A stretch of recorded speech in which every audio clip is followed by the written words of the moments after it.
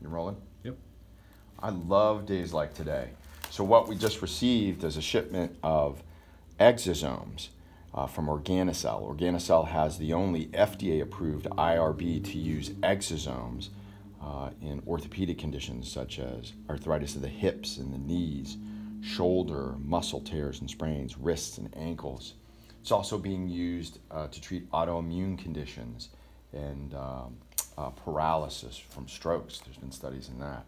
So we got our shipment in today. If you don't know what exosomes are extracellular vesicles that move ahead of the stem cells and send signals to the tissues to repair themselves. And these exosomes that we have from Organocell are mesenchymal exosomes from placental tissue, full of chemokines and cytokines, growth factors, hyaluronic acid.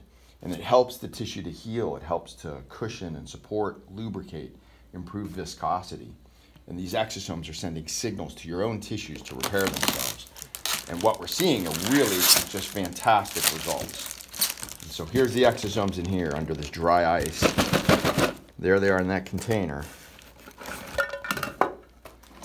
There's our exosomes from Organocell.